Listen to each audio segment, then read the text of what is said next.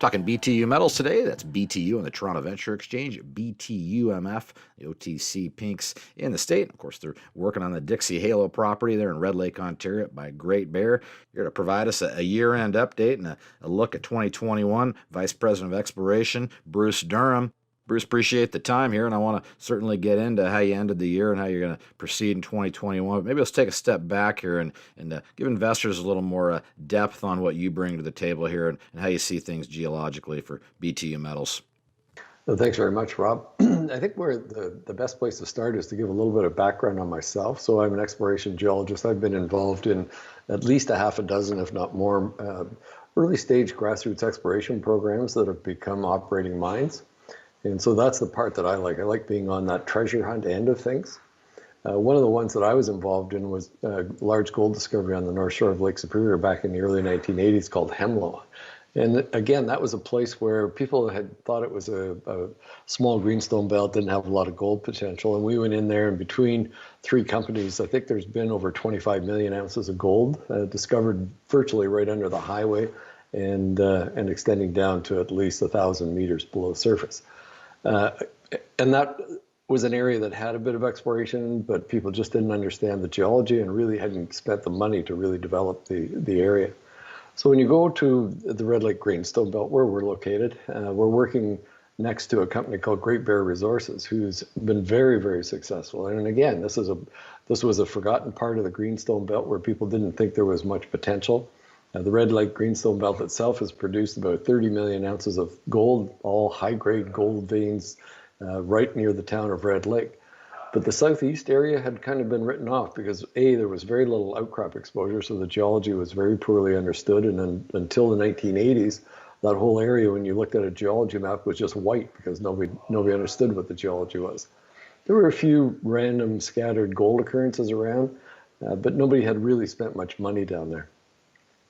Flash forward to Great Bear taking on their Dixie project, they've actually found large high-grade gold intervals in an area where people had bits and pieces of gold mineralization found before, but had really never drilled it and really didn't understand it. So they've been very active. They're drilling with, call it 5 drills that they'll be drilling with shortly.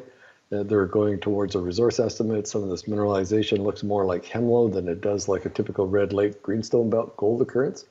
And so they're developing tonnage very quickly. The project that we've got is immediately to the south and wrapping around the east end of their property.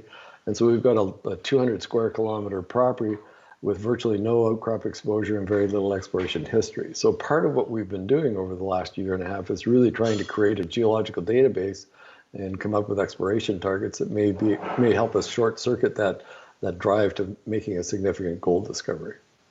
So last year we had continued to ramp things up. We're doing diamond drilling, we've done some till sampling, we're doing all kinds of geophysics, and really trying to use all the tools in the toolbox to make that discovery early and to the benefit of our shareholders. Well, let's talk about those tools, Bruce, and get back to work here. So to talk a little bit about how you finished 2020 and turn the page here into 2021, and what's the game plan here moving forward? So without getting into anything too technical, I mean, one of the techniques that we're using is gold in till sampling. And so when the glaciers have kind of scoured off the bedrock, they've actually picked up bits and pieces of gold mineralization.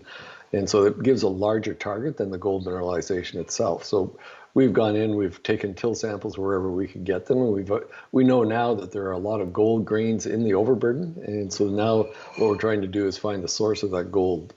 And so we've got this kind of broad area that trends in a northeast-southwest direction, several kilometers, probably 15 kilometers long, that's got very little exploration history, almost 100% overburden cover. But we do know that there's good, strong alteration, and we know that there is some mineralization on that trend. So what we're trying to do now is just define the better parts of that.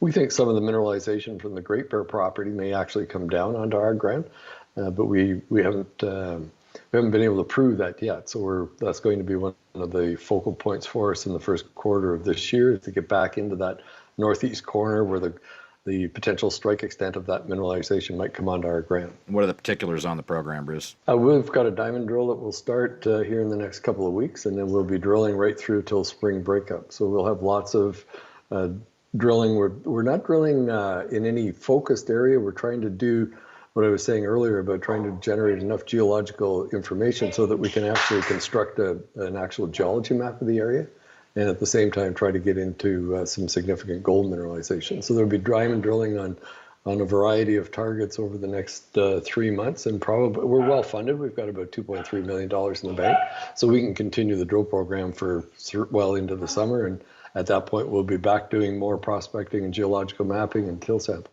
Okay, appreciate that update. Again, that's Bruce Durham. He's the VP of Exploration, BTU Metals, BTU in the Toronto Venture Exchange, BTUMF, OTC Pinks in the state. Again, Bruce, we'll look forward to checking back in when you have some more updates to report to investors.